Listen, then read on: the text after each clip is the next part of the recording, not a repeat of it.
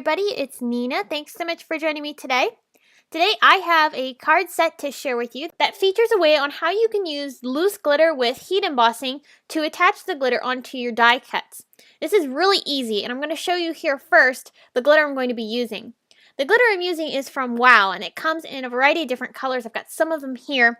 Today I'm going to be using Santorini, Fireworks, and Peachy Keen, but there are a lot of colors to choose from, and I have a selection of them here. I'm also going to be using this Hooray die from Neat and Tangled. So I'm going to go ahead and start by die cutting the Hooray die from some white cardstock. And because I'm creating 3 cards, I'm actually going to die cut this 3 times. But because I created all the cards the same, I'm only going to show you how I created one of the cards. I'm going to need this die cut piece. I don't need any of the negative pieces, so I'll go ahead and throw all those out.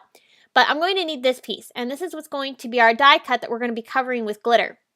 Now to do this, normally you would use some sort of adhesive, but I have a heat embossing powder from Ranger. It's a sticky embossing powder. So what happens is once you heat set it, you're able to apply things on top of it. And I'll go ahead and show you that in a minute.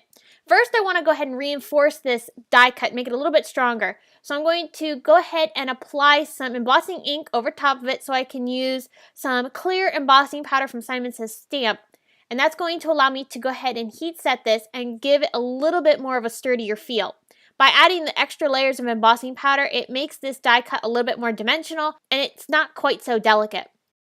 I'm actually going to repeat the inking and heat embossing with the clear embossing powder twice, so I'll have a total of 2 layers of clear embossing powder on top of this die cut. You can see I'm going ahead and doing that here again.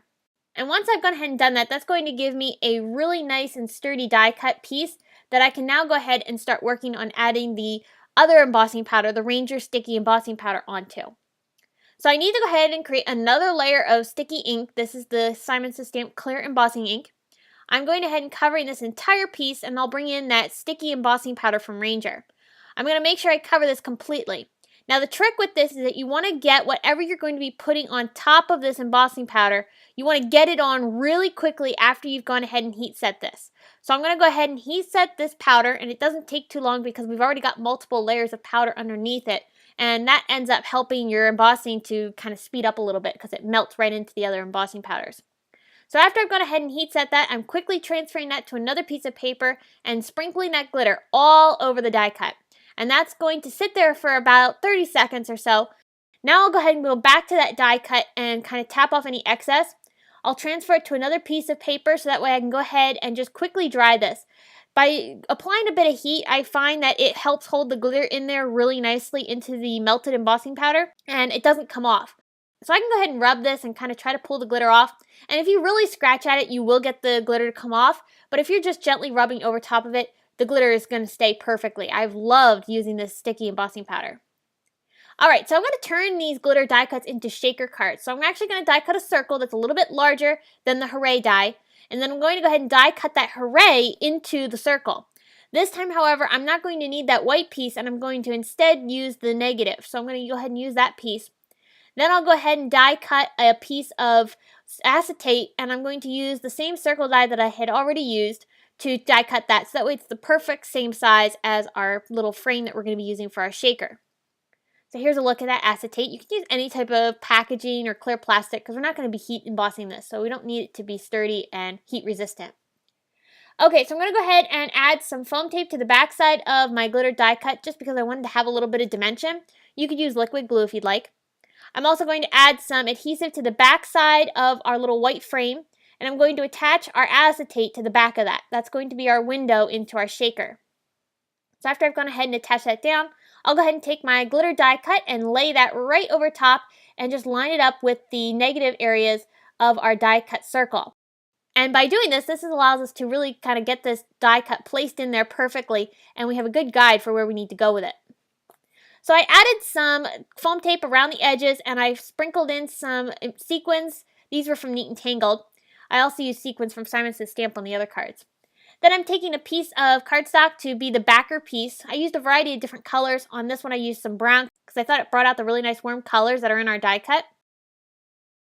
Now because I wanted to make this as a circle card, I die cut 2 pieces of cardstock that are a little bit larger than the circles that we have already on our card.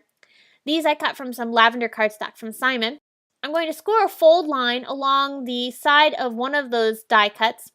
Then I'm going to add some adhesive to it and line up the other die cut, which I did not add a score line to. And that's going to create a nice, beautiful round card for us. I'm also going to add some adhesive to the back side of our little shaker element, and I'll pop that right up onto our circle card. And that was how easy it was to create these really beautiful shaker cards. And the more important thing was the glitter die cuts and how I was able to use the embossing powder to create that beautiful glittery effect. And I think it just looks stunning. I created a variety of different cards. Here you can see the one we just did on the video. Here's another one that I did with the Peachy Keen glitter. I think it looks so beautiful, and it really worked nice with some of the new sequin colors from Simon Says Stamp. And then I also used the Santorini glitter, and its beautiful blue colors matched really nicely with some yellows and darker blues. These cards were really fun to create, and I hope it's inspired you to try doing some glitter die cutting of your own with WOW's Sparkle Premium Glitter. And be sure to check out the embossing powder from Ranger, because that I found was really helpful for applying the glitter onto these die cuts. I found it was actually really easy, and I almost think it's easier than using, like, say, full back adhesive sheets or using liquid glue. I found this was really, really easy and took really no time at all.